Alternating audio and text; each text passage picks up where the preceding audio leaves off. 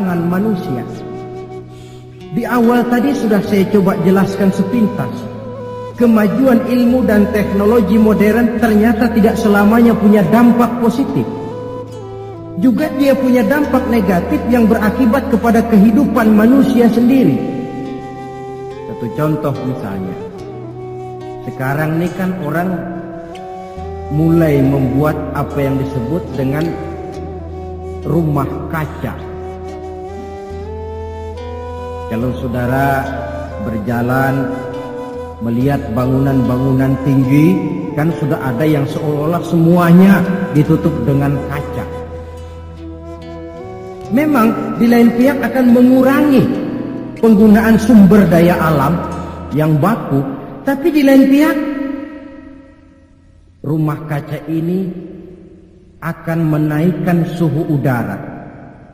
Akibatnya permukaan air laut akan naik karena mengembangnya air laut, dan jangka panjangnya melelehnya es di kutub.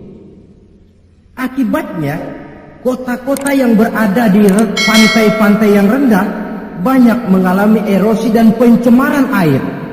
Misalnya Jakarta, Bangkok, New York. Tahu New York? Pernah ke New York? Ke New York belum pernah? Sama.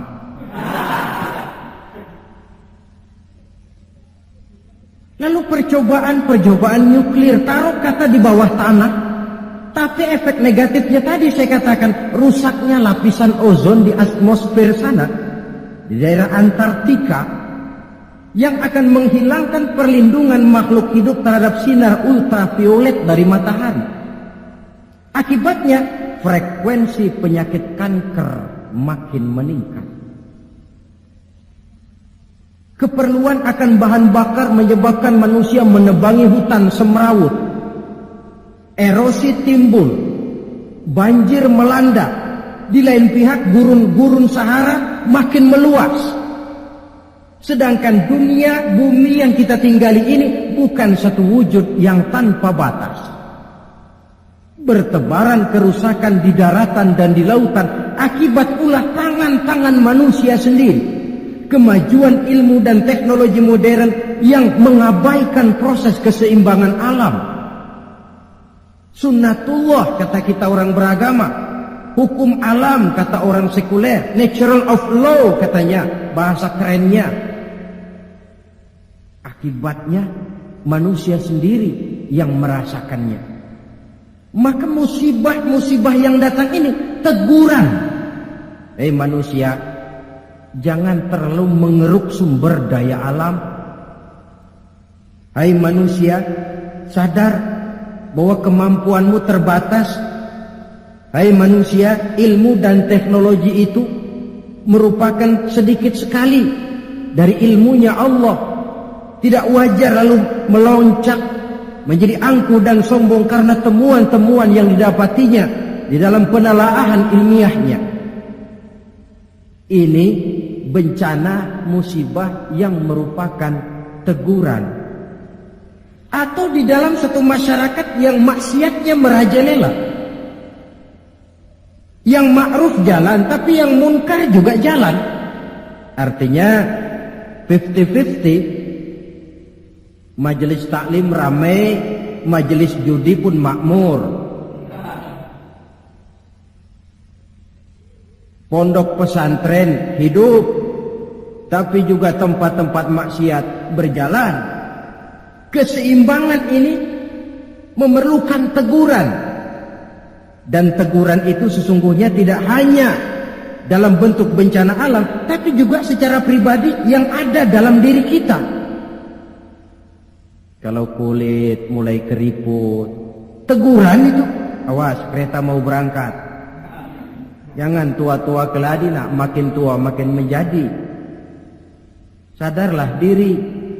Kalau uban sudah bertabur, kalau pandangan sudah lamur, kalau pendengaran sudah kabur, kalau makan pun cuma kuat makan bubur, tandalah tuh sudah dekat ke lubang. awas kereta mau berangkat. Teguran yang datang menimpa diri dalam bentuk yang luas, yang merupakan bencana alam, musibah dan sebagainya. Ini bentuk yang kedua, bencana merupakan teguran.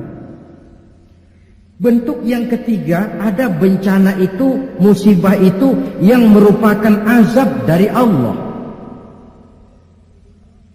Dalam surah Ali Imran ayat 112 Allah Subhanahu wa taala menjelaskan, "Duribat 'alaihimudz zillatu aynama thuqifu." Dimanapun mereka berada, mereka akan ditimpa oleh kehinaan. Illa bihablim minallah wa hablim minan nas. Kecuali mereka yang teguh berpegang dengan tali Allah, agama ini, wa hablim minan nas, dan tali hidup bermasyarakat. Waba'u bighadabim minallah, mereka akan mendapat murka dari Allah. Waduribat alaihimul maskanah, juga ditimpakan kehinaan dan kerendahan kepada mereka. Apa penyebabnya? Dzalika biannahum kanu yakfuruna biayatillah wa yaqtuluna al-anbiya'a bighairi haqq.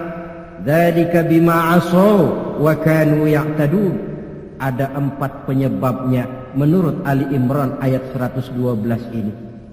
Kenapa ditimpakan kehinaan, kerendahan? Lahir di tengah negara Katulistiwa, bagaikan jamrut mutiara, daerahnya subur makmur, hijau ranau, gemah ripah loh jenawi. Tapi kadang-kadang tertimpa kelaparan, tertimpa ketakutan. Apa penyebabnya? 4 penyebab utama. Pertama, yakfuruna bi ayatillah. Mereka ingkar dengan ayat-ayat Allah. Baik ayat yang terucap oleh Allah yang kita namakan wahyu, Al-Quran, atau ayat yang tercipta oleh Allah, alam ini.